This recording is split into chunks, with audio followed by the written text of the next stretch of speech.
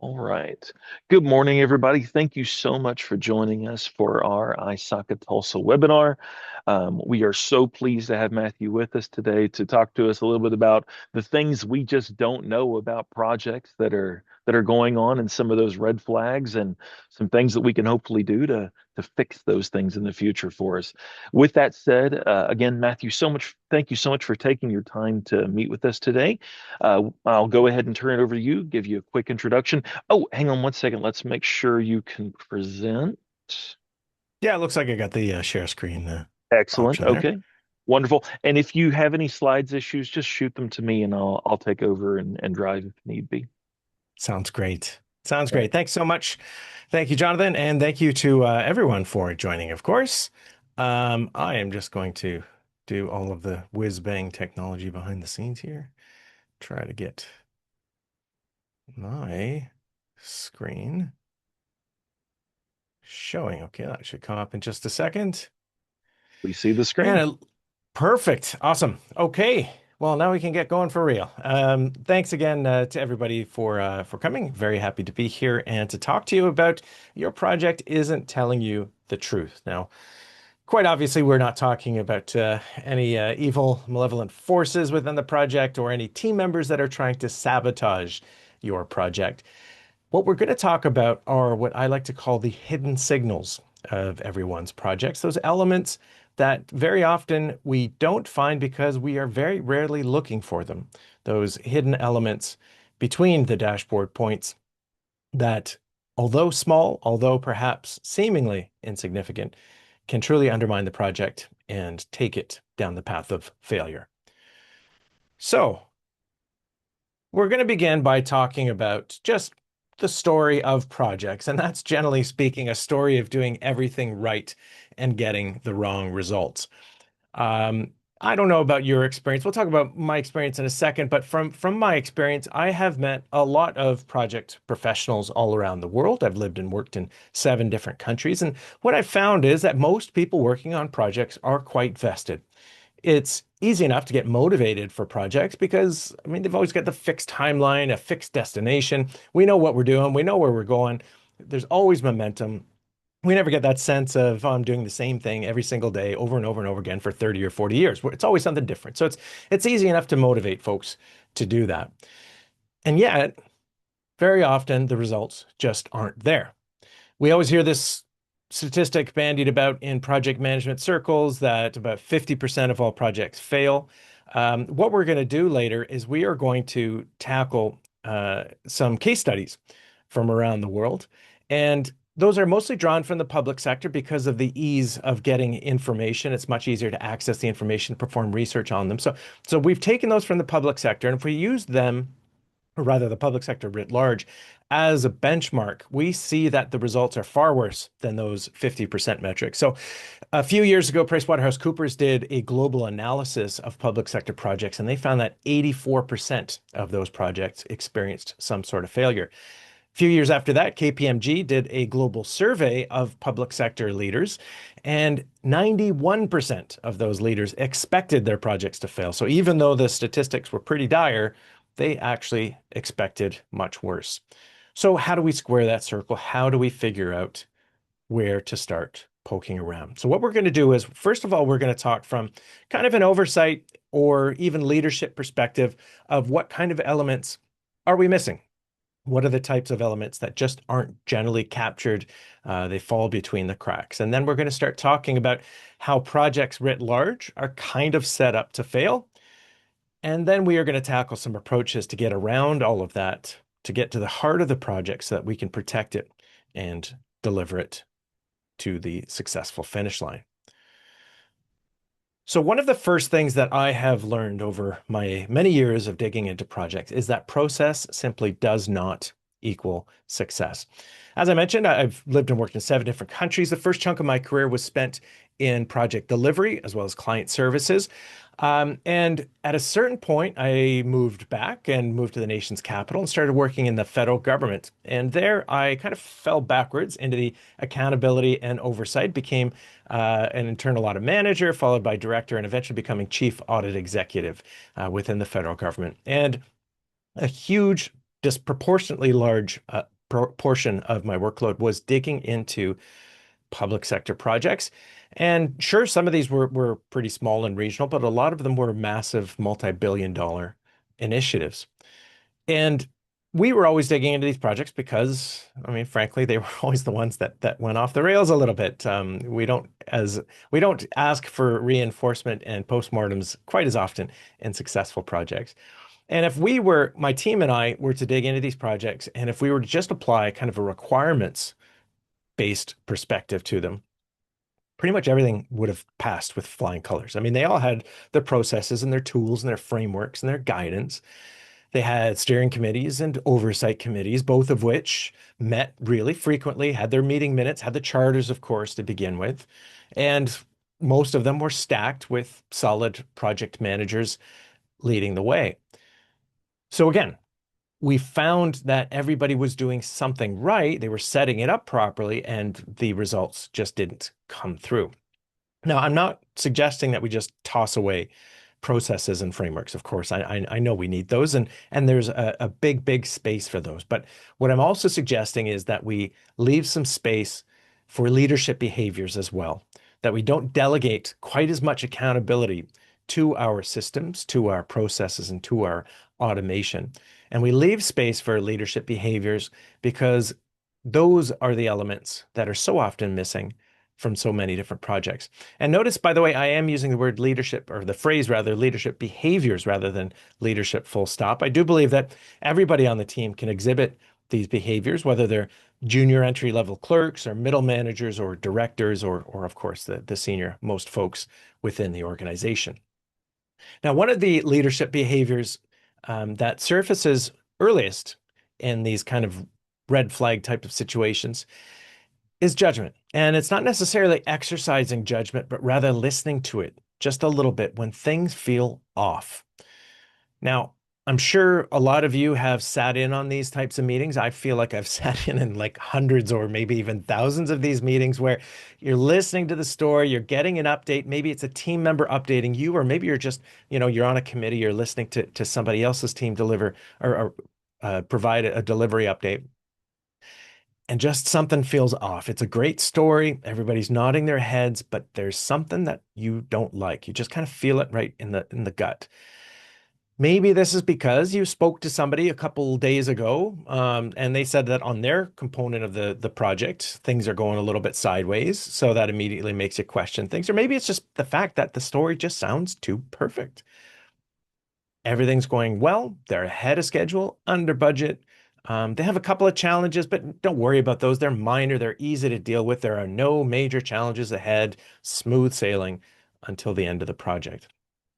When we hear something like that, we want to see some reinforcement. We want to be able to understand why it's in such a strong position. If we don't get those answers, we start to get a little bit suspicious. Now, I'm not suggesting that we immediately, run 50 miles an hour to try to fix a whole bunch of different problems. We don't necessarily know what the problems are, but we do have to listen to our judgment, listen to that kind of spidey sense that says something's not right. And then we start to ask questions. Situations like this are a big reason why I developed my 7 red flags of failing projects that most leaders miss free guide. And what we'll talk about that towards the end of the session as well. Oh, sorry about that. There is no poll. Shouldn't have that slide in there. So what we're going to do is, as I mentioned, we have a case study. We have a series of case studies. What we're going to do is we're going to travel around the world. And our first stop is in the Canadian federal government. Canadian federal government a number of years ago launched what was called the Phoenix Project.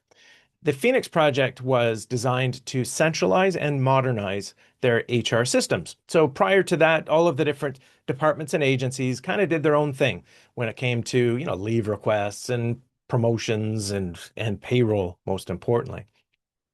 They're all following the same procedures and policies, of course, but they all managed it separately. And the Phoenix was meant to bring it all under one roof, so to speak. So they allocated an initial budget of $310 million, and the Central Treasury there wanted to keep a close eye on this. Of course, $310 million isn't exactly chump change, but more importantly, it was deemed quite structurally important to the operations of the federal government. So Central Treasury asked for the project team to deliver monthly dashboards over the course of the entire life of the project. And this project was mapped out for just over 6 years' time. So every single month for over 6 years, that project team provided dashboards to the central agency. And those dashboards largely portrayed a pretty healthy project. Minor bump in the road here, a small issue there, but for the most part, it was a project that was heading on track towards success. And so month after month after month, year after year after year, they reported a healthy project until about 3 months before launch. And at that point, all of those green indicators went scarlet red. We have a 5 alarm fire.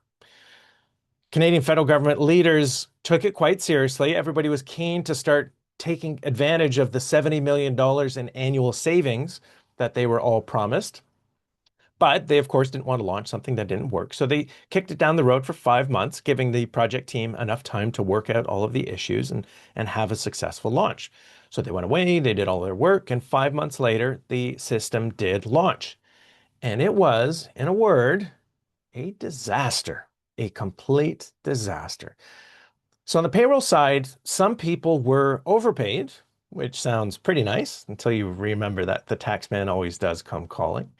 Some people, very frustratingly, were slightly underpaid, but a whole bunch of people, most worryingly of all, were not paid at all. So they had their mortgages coming out, they had their car payments coming out, and nothing going in. Canadian federal government did what a lot of organizations do when they're confident that they've delivered a good product, but they're just kind of trying to work out the launch day kinks and bugs. They asked everybody who was impacted to fill out a customer service ticket, and somebody would get to that ticket as soon as possible. But what they didn't count on was the sheer volume of the customer service tickets. It launched about 10 years ago, and to date, they have had over 12 million pay issues.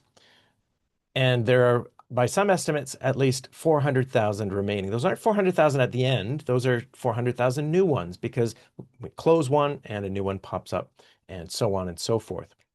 That $310 million budget has since ballooned to over $4 billion. And that meter is still running.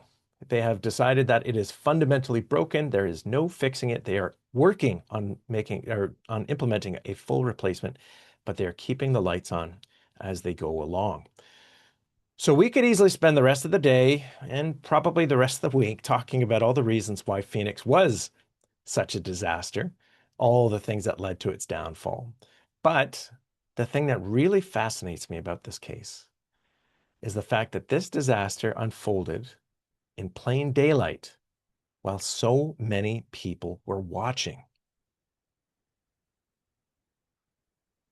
And when we build so much machinery, so much infrastructure, so much information, so many reporting mechanisms, that kind of starts to force us into almost a compliance mindset of making sure that we are following the process versus measuring whether or not we're actually on track, making meaningful progress towards our outcomes. We see so many dashboards, so many metrics, so many reports that we say, well, this one's up by 1%, this one's down by 1%, this one's a bit to the left, a bit to the right. And this leads to transactional questions. Why is it up 1%? Why is it down 1% to the left, to the right, etc.? Rarely, because we're looking at so many different things all the time, and so many people want to chime in with their opinions that we often don't have the space to just take a pause, reflect, and ask, are we on track towards anything, or are we just simply busy? And if we aren't on track, well, then those who are receiving the information might not be aware that too often we're managing the news of the story. We're managing the story itself, perhaps more than we're even managing the project. Now, let's say, for example, that I'm managing a project and it's been going fairly well, pretty well. We've been on budget. We've largely been on schedule and things have been going pretty well. But the last month has been a little bit rougher. We've had a little bit of slippage in a few different areas, but I know my project better than anybody. I know the context, I know the situation, and a couple of big reasons why we're not fully on track. And that's one of the reasons is because Dave is one of my key players, and he was pulled into a different project for a few weeks. And Sarah is another one of my key team members, and unfortunately, she had a family emergency. She's been away for a couple of weeks, but both of them are going to be back next month. And we talked to the whole team. Everybody is willing to double down, really plow ahead. Let's get this back on track. And so when I'm looking at my dashboard and thinking, what do I report? I mean, if we're looking at just purely the stats, maybe we're drifting into amber territory here, but I know that it's really a green because of the situation that I just mentioned, and everybody's going to get us back to green next month. So we're kind of green now. We'll definitely be green next month. So why worry everyone? Why raise questions? Why stress everybody out? Makes sense. I can justify it. There's a definite rationale there. But what happens if next month we don't get back on track? And then maybe the month after that?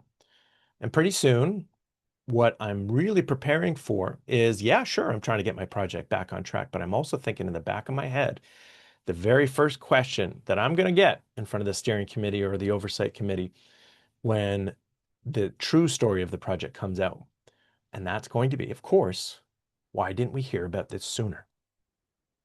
Now, we kind of might park something like this and say, well, it's a minor issue or it doesn't happen to many projects, or if it does happen, surely that information is going to come out sooner than later. But let's go back to the Phoenix project, where this went on every single month for years. And the only reason that we actually found out about the failure was the launch itself. Now, I'm not going to speak to the motivation of the project managers there. I'm sure they were sincere in what they thought, but clearly they were not seeing reality. They were seeing the story that they wanted to tell. And so was everyone else until that story just couldn't hide any longer. Now, part of the reason why it becomes so difficult to tell what the actual story is because of what I call kind of this battle between the organization and the project. Obviously, we're not talking about anything, violent or mean-spirited here, but there is a real friction between the organization and the project because they are just two entirely different beasts. We've got corporations on the New York Stock Exchange that have been there for over 100 years. We have public sector organizations that have also been around for over 100 years. And if you ask them, I'm sure they're both keen to stick around for another century or more. They're built for the long haul. They don't think about today's challenges. They don't think about today's strategic objectives. They're thinking 5 years, 10 years, maybe even 20 years down the line. Project, on the other hand, as everybody here knows, is a one-off deal. We start it, we deliver it, and then it goes away. There is no chance to repeat and hone and refine and adjust, just like we do with organizations. They've got years and years and maybe even decades to make their processes better. Projects got one shot. They don't get it right, that's all they've got. And yet, we too often grab the same frameworks, the same guidance, the same tools that the organization is using and try to apply them to the project. This also extends to the strategic objectives.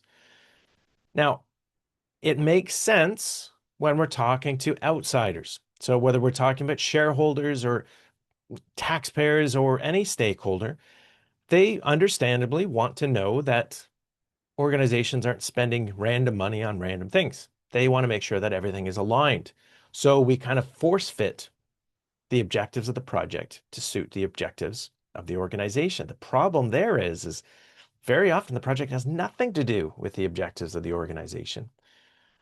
Again, taking the Phoenix example, you could make the argument, of course, that the Phoenix platform, okay, obviously didn't work, but if it had worked, it could have supported government operations, made them more efficient, made them more economical, and that could have had a knock-on effect to services to the public. Could have made those more economical and more efficient and everything else.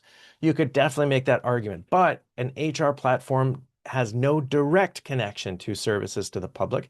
And if we try to make that dotted line solid, we're just blurring what it actually is trying to deliver. Now, to add to that, because we're really heaping on lots of challenges on our projects here, to add to that, project outcomes, project goals are really tough to establish to begin with. Everybody can agree on what we want to do writ large, but too often that ends up being kind of a high level, soft definition. Again, using Phoenix as an example, we heard lots of terms such as centralize and modernize. I use those words myself when describing it. And modernize sounds great. I mean, who is ever going to propose adopting a 50-year-old antiquated system? Everybody wants the latest and greatest and newest and shiniest. So, yes, when we talk about modernizing our system, everybody says, I'm on board. Let's go ahead. For sure. But it doesn't define what it actually looks like, feels like, sounds like, tastes like, what the user experience is going to be. It stands to be so high level that we all agree that we've agreed, but in my brain, I'm thinking something different than you are. And so we part ways thinking we're all aligned, but really we're all working towards 50 or 100 different possible outcomes. So to make it more concrete, to make it a little bit more in the real, in the now, we focus on the outputs, those daily or weekly or monthly activities where we can say it started, it finished, look, it's done, and we can all agree that it's been completed. But what we can't agree on is whether or not we've made progress towards those outcomes, if we've actually been hitting the road towards our destination, or if we've just been spinning our wheels.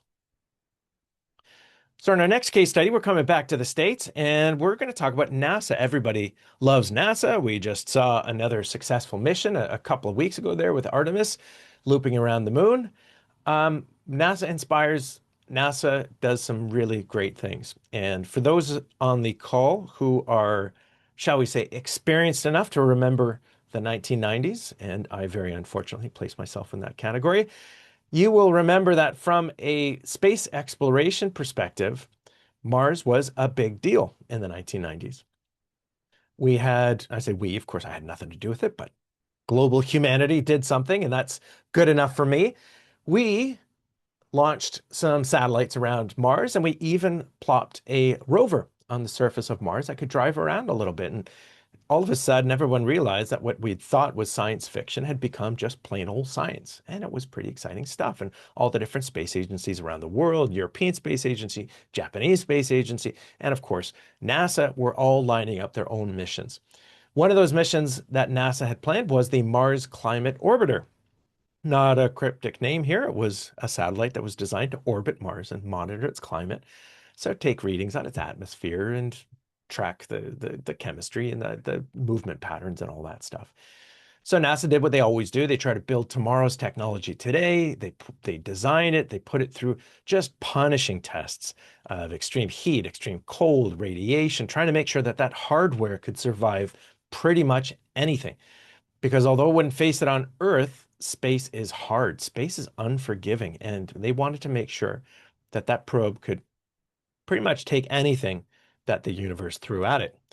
So after years of design and years of testing, they finally launched it. And some of you might know that you don't kind of point a straight line at Mars. You might loop it around a planet or two to get a gravity boost. It takes a lot longer, but it's a lot cheaper to do that. And in about 1999, that probe approached Mars. And the goal was that the probe would get grabbed by Mars orbit and slowly, slowly, slowly, slowly, slowly settle down into a fixed orbit. So as it approached the planet, the NASA engineers, they programmed in the instructions. There's no steering wheel, and there's a time delay there. So they program in the instructions, and then they waited, and they waited, and they waited some more. Now they were expecting to lose communication with the satellite for a little while. It's going to the far side of the planet, and the speed and the heat and the friction and all that stuff was, of course, going to cause some radio silence. So for the first little while, they weren't all that worried. But after a couple of hours, they did start to worry. And after a couple of days, they had to admit that they had lost the probe. Now, afterwards, NASA did a postmortem, and what they found to be the cause was so shockingly simple that nobody had ever thought to look for it. Now, NASA, when they build all of their hardware, they deliver their missions. Really, they're kind of leading a whole bunch of stakeholders. They've got partner agencies, they've got partner labs, they've got subcontractors, they've got tons of different stakeholders and partners. And what they found with the Mars Climate Orbiter was that most of the stakeholders were programming the probe in metric units. And one lab programmed in imperial units. And so as that probe had approached Mars, it was literally fighting with itself about which direction it should take. Should it go 100 miles to the right or 100 kilometers to the right? Slow down, decelerate to 500 kilometers per hour, 500 miles per hour. It was constantly adjusting and self-correcting against its own instructions to the point wherein it pointed a little bit too close to Mars, got sucked up into its gravity, and crashed onto the surface and was destroyed in a ball of flames. Now, this was a $300 million project, but even more than the straight dollar cost was the opportunity cost of all of those years of design and testing and even travel just for it to all go up literally in a ball of flames. Now we've got it everywhere, but in projects, it can become even more pronounced when we have what is known as the bystander effect.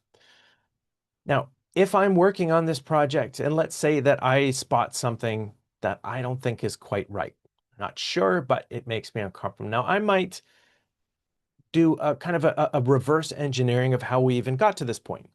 I might think of with NASA and like with Phoenix as well, they would have started. I mean, every project often starts with a proposal of some kind asking for money, and it would have been the same with those. They would have started the legislative floor, politicians arguing and fighting, fund it, yes, fund it, no, a little bit more, a little bit less.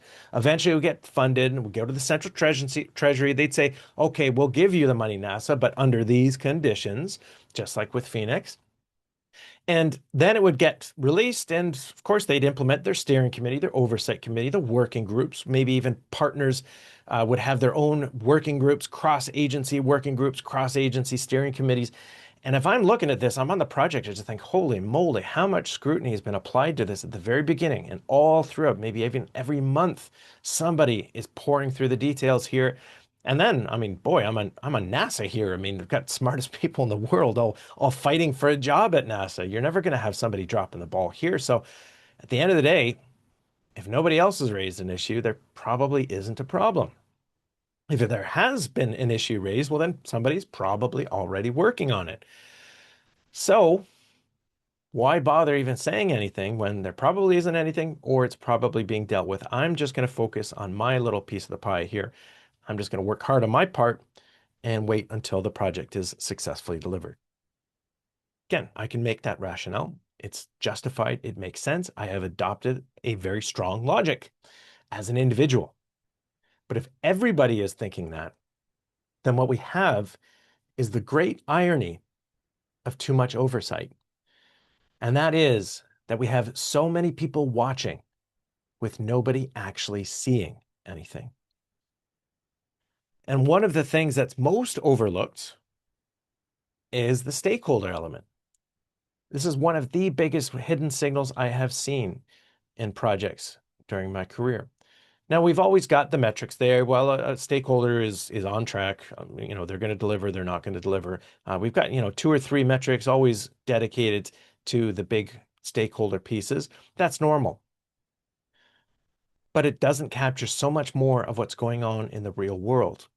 So again, let's take a hypothetical. I'm managing a project and I have Steve's team that is entrusted with delivering a major milestone deliverable. Everything for the rest of the project is going to hinge on whether or not Steve and his team can deliver. But I'm not worried because Steve and his team have got an amazing track record. They always deliver quality. They can always be relied upon. But what I've also noticed is, as the old expression goes, that the biggest reward for great work is just more work. And I can see that the organization keeps delegating more and more projects to Steve and his team. And I can't help but wonder, how is their capacity going to absorb all of this? Now, I can do one of a couple different things. I can just say, first of all, the metric says everything is fine. So we should be fine. And Steve's got a great track record. So I should place a lot of faith and confidence in those metrics. But you know what? Even if he doesn't deliver, I'm doing my part. I'm delivering my side of it. So if they don't deliver, then that's, Steve's going to be in trouble, but I'm protected. So we could do that. Or we could exhibit some leadership behaviors and try to take ownership of the entire project, try to be as vested as we can. And I can do something really simple. I can give Steve a call or give a member of his team a call. Maybe go for a cup of coffee. Express to Steve what my concerns are here. He might say to me, well, yeah, I can see how it looks kind of chaotic from the outside, but we've actually just brought on tons of new people. We've got a new system on board. We're doing things differently. So it looks super busy, but we are in control and we will deliver. I am really confident of that. And for me, that's just great. Quick conversation. Now, all of my concerns are gone. I feel good and, no problem. Let's keep moving along. Or Steve could say, yes, you're right. We're taking on water. We're drowning. I don't know how we're going to deliver all of this. Now, Steve would never say this in a steering committee meeting, in an oversight committee meeting. In those types of formal environments, we've got something, a psychological phenomenon that protects against what we call an expectancy violation. So this is when we hear something, a kind of a steady state, we hear the same thing over and over and over and over again. And as soon as something disrupts that, an alarm goes off. Doesn't matter if it's something small. It's just not the same as it was before. And then we start to poke at it because it's different. So we explore it a lot more. Now, if this is happening with little minor things, of course, it's going to have a completely freezing effect on the big things. Nobody's going to want to talk about it. But in a casual, informal setting, one-on-one over a cup of coffee, Steve is going to start talking about the project. We're going to talk about the project and not the theater of the project. And when we do that, then we can also start talking about actual project solutions. Can we bring on more capacity? Is there flex with some of the timelines? Can we redistribute some of the tasks? We can have meaningful, productive conversations that are trying to solve the issues that are facing us instead of talking around them, as we so very often do. And this is when we see that leadership lies between the data points. If we're just relying on the dashboards, I mean, everybody who is remotely implicated in these projects, they've all got access to all the information. They've got the dashboards, the monitoring and reporting, status reports. They've got the performance metrics. They've got all that stuff. And if it's all painting a really good, rosy story and we're all pointing towards success, then in theory, that's the whole story. In theory, leadership can take a break. Project managers can just go take a long vacation and wait until the project is successfully delivered. But we know that's not true. So if we can't fully rely on that story, we know that it can't just be delivered on autopilot, then surely there has to be something else happening there. Something that enriches the story, but can also pose a lot more danger to the story. And this leads me to my next point, which kind of flips the table a little bit. Even though I've been talking about a lot of doom and gloom over the course of this session, I do firmly believe that both prudent and ambitious are possible at the same time within the same project. I think most organizations are cautious by nature. They're more cautious the bigger they get. Projects become more cautious the bigger they get. And it makes sense. I mean, we've got our stakeholders, we're beholden to them. The more money that we're investing is technically the more money we could lose. We are investing more and more people and time. That raises the opportunity cost for other things we could be doing. And if it's public enough, then we're going to have all that much more scrutiny, and we don't want to ruin our reputation. So it makes sense that we'd want to reinforce it. But when we apply all these different layers, as we've already talked about, more and more oversight and process and frameworks, and what we end up doing, we're not really protecting our project. We start to suffocate it. We bog it down. And in the end, it becomes even less effective than it was beforehand. So what we're going to do is we're going to talk about a different way to look at things, a way to set those ambitious targets while not ignoring the dangers that we're facing, but facing them actually head on. And this is when we talk about what I like to call the dreaded R word. So I have been involved in or around or full-time application of risk management now for close to 20 years. And in that time, the more I got to know it, the more I realized that when talking about risk, The absolute last word that we should be using is the word risk. And that's because when we talk about risk with people who are not perhaps immersed in it on a daily basis, it tends to trigger a compliance mindset. Right? Uh, Complying with risk is complying with policy and procedures. And when we have a compliance mindset, that triggers a have to mindset. And if we have a have to mindset, that means that the project manager is probably going to say, okay, give me the form, we'll fill it out. There you go. And now I'm going to get on with the real work. Now, this does a disservice to everyone involved, not least of whom is the project manager, the project team, and of course the project itself. They haven't really discussed the things that could undo their projects. What they've done is they've selected from that organizational framework.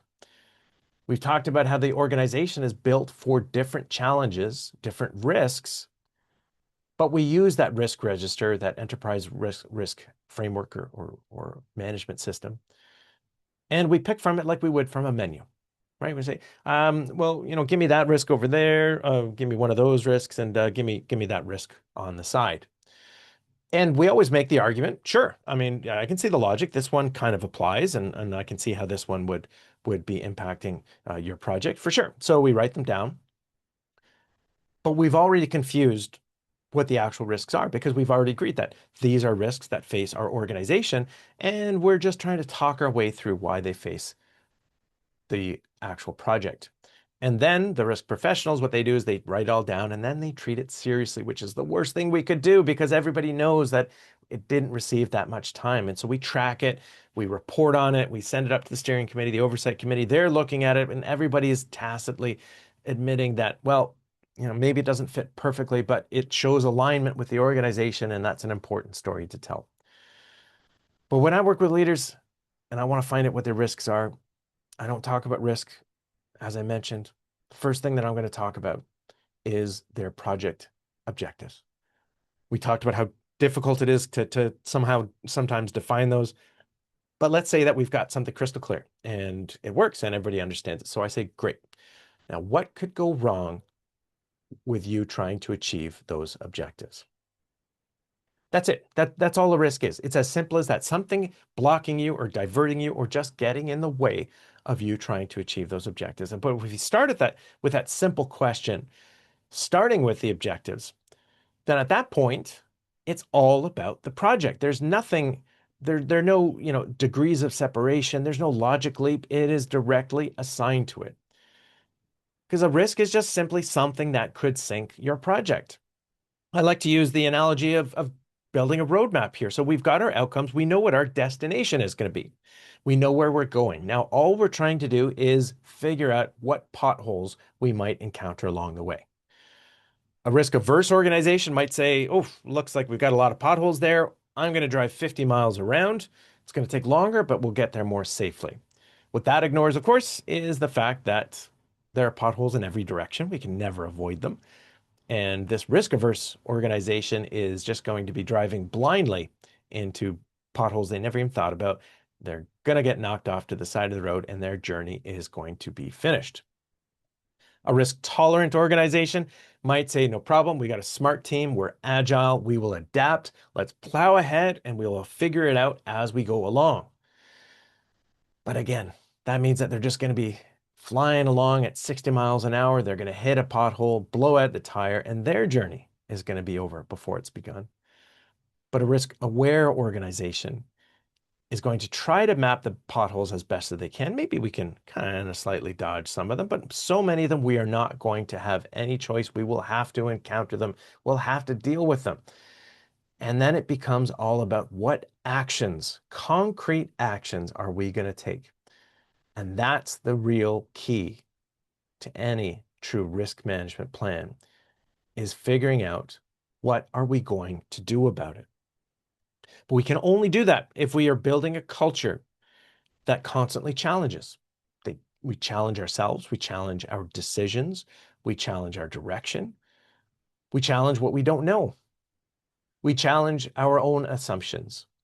I might have developed what I thought was a fantastic plan 6 months ago. I consulted all these different SMEs and tons of end users, all the leadership, and we pretty much covered everything that we could possibly think of. But that was 6 months ago. The world has changed. The project has changed. I have changed. Things that I thought were important 6 months ago turned out to be trivial.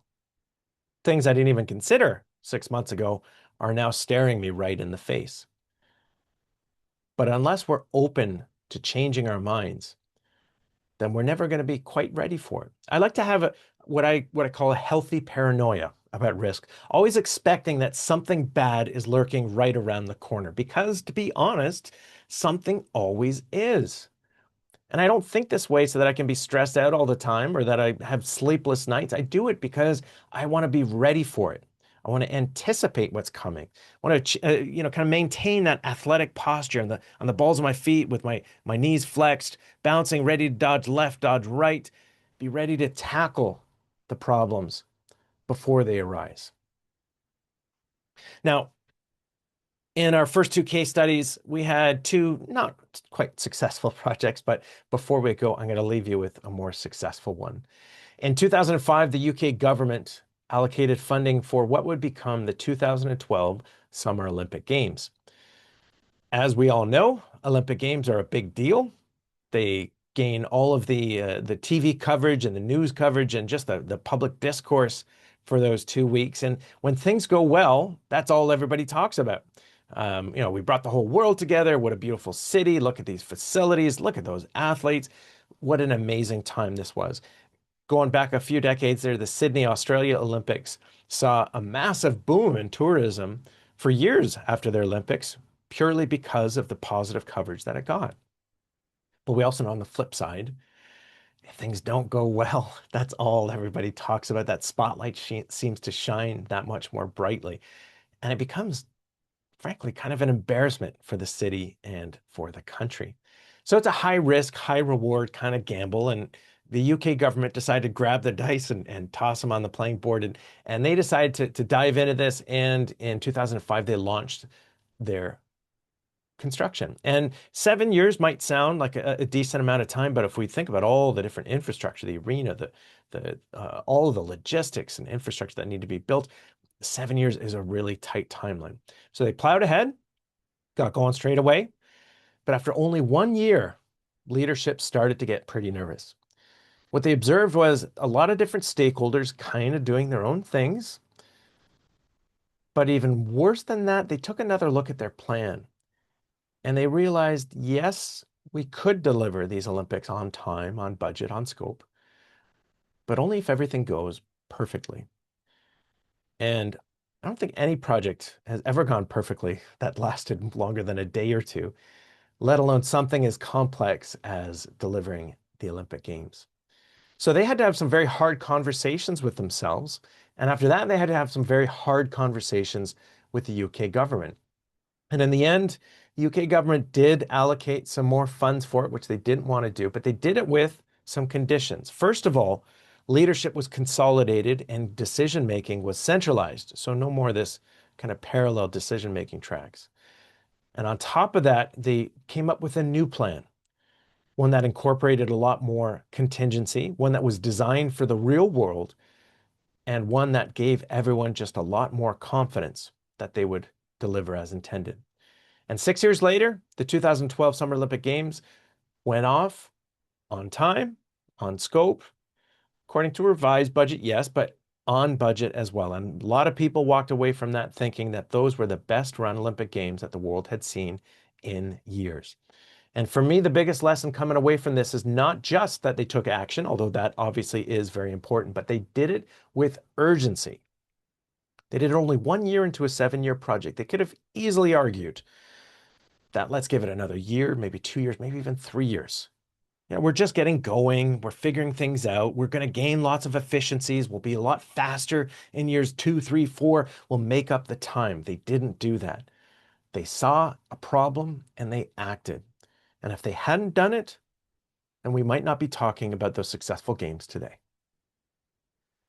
And that's why I believe that ambition isn't just possible, it is defensible. We can keep trying to build those layers, more eyeballs, more oversight, more process, but all it does is not only slow down, but it obfuscates the picture. We have too many people watching and not enough people seeing. But if we set those moonshots, we set those ambitious targets, and we do it eyes wide open, thinking all the time about all the things that can go wrong, but most importantly, taking action when they do, then I do believe that we can keep setting those bold targets, keep eyeing for the sky, and deliver reliably and predictably. So I mentioned a while ago that I developed 7 red flags that most leaders miss, 7 red flags of failing projects that most leaders miss, and that free guide is available using this link here. Please feel free to grab it at your leisure. And if anybody is facing some really unique, complex issues, project challenges, please do reach out. Always very, very happy to chat. I love to hear all the stories of things going on in people's worlds. And with that, I will go back to either Jonathan, or I can see some things in the chat as well. We are saving Q&A to the end. Thank you for saying that, Jonathan. And we are at that time. If people do have comments or chats, I'd love to hear about your experiences or your questions that perhaps this session might have provoked. Excellent presentation, Matthew. Thank you so much again. As Matthew just mentioned, we are opening up for Q&A. If anyone has any questions, please go ahead. If you wish to raise your hand and come off mute, that's fine. If you want to put them in the chat, that's wonderful as well. I'm happy to read them. If no one has any, I have some questions of my own. So feel free to save Matthew from my questions if you would like to. So please go ahead, anyone.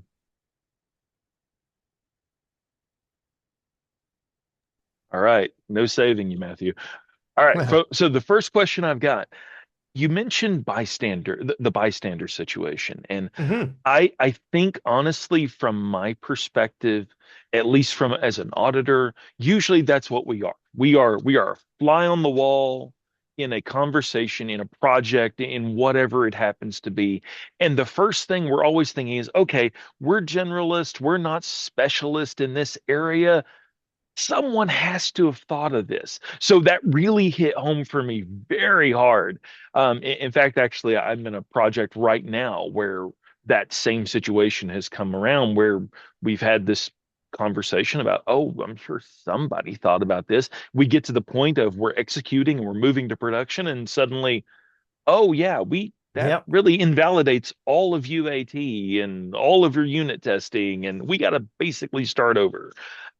So that's a long way to ask this question, but what do we do about that? How do we eliminate the bystander situation where, hey, this is going to sound like a stupid question.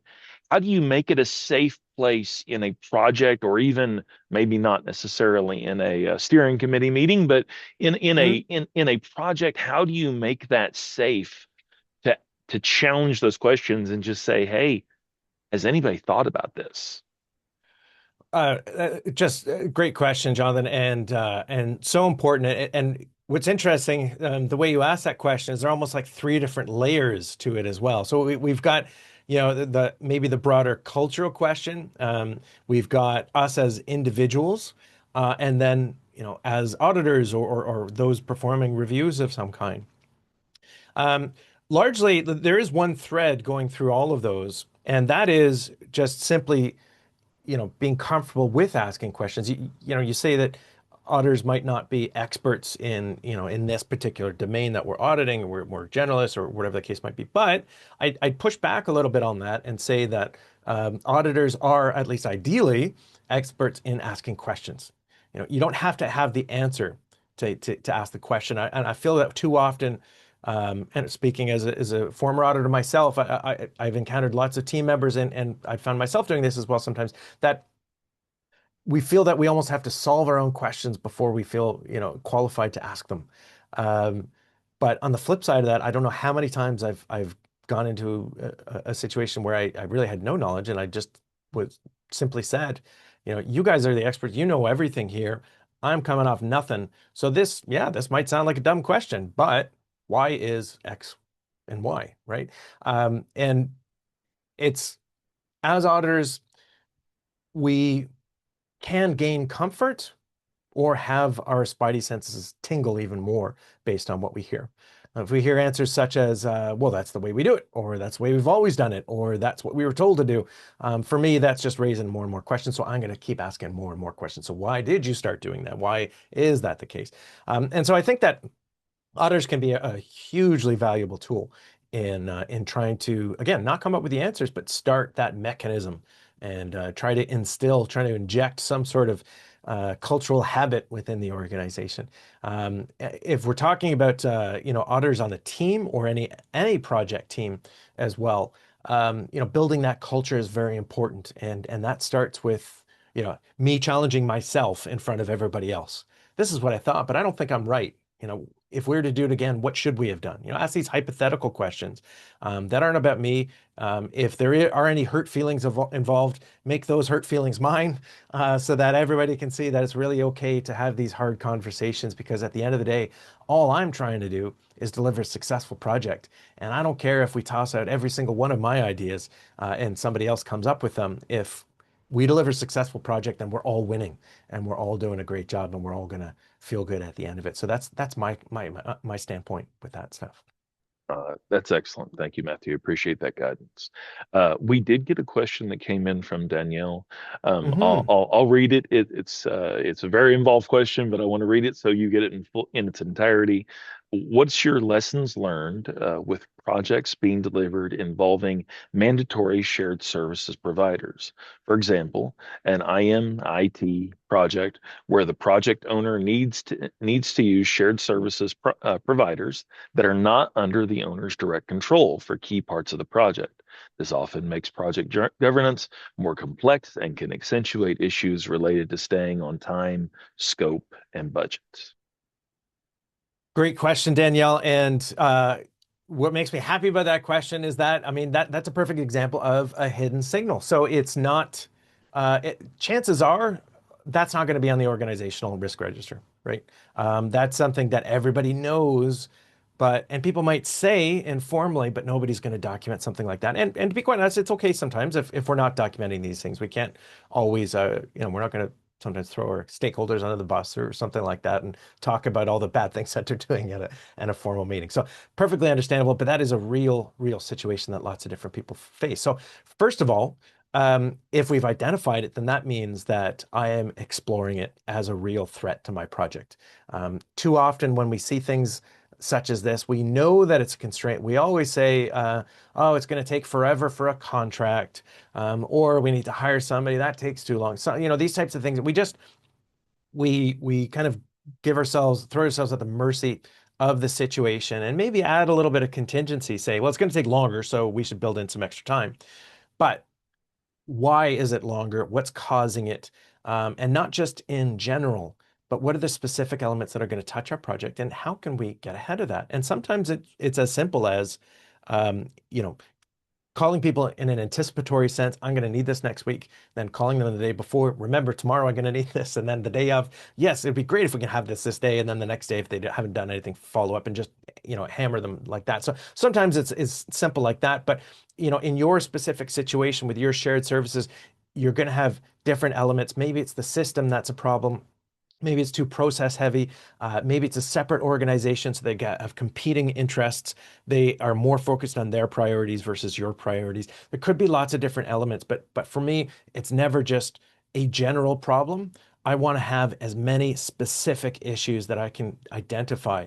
And if I've got those specific issues, then again, now I can come up with some specific actions. And a lot of them are just going to be me and the team, you know, exhibiting these leadership behaviors, trying to deliver. It might not be on the formal side, but you can bet that everything I do behind the scenes is going to make a big difference. Great answer, Matthew. Any other questions that we'd like to ask beforehand? We do have about 5 minutes left. If not, then That's great. yeah, I've no, answered most of the questions before they were asked. absolutely. Matthew, wonderful job. Really do appreciate it. I do want to throw it back to you if you have any closing comments or anything, any takeaways that you think we could benefit from to close out. No, I think they all came through with those questions.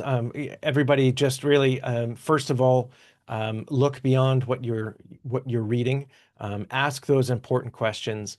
because how they're answered is really going to determine whether or not we're actually on track. Wonderful. Thank you again, Matthew. Really appreciate your time. One last thing to the audience. We do have another webinar that's scheduled next month. For those of you that are in Tulsa, if you wish to join us, we will have a luncheon that'll be a hybrid webinar slash luncheon. So feel free to join us. That will be on June 18th, starting at noon Central Time. You'll see some information about that in the next several days as we send that out to all membership. And of course, we'll be posting it publicly for those that wish to join the webinar. So once again, thank you so much, Matthew. Really appreciate your time. Everyone, I really appreciate you joining with us. Thank you for taking the time to join. And hopefully you learned something, and more importantly, you can take that back to your organizations and show that value that we can as auditors and risk professionals. So wonderful. Thank you, Excellent. everyone, for your Thanks time. so much, Appreciate it. everybody. Thank you.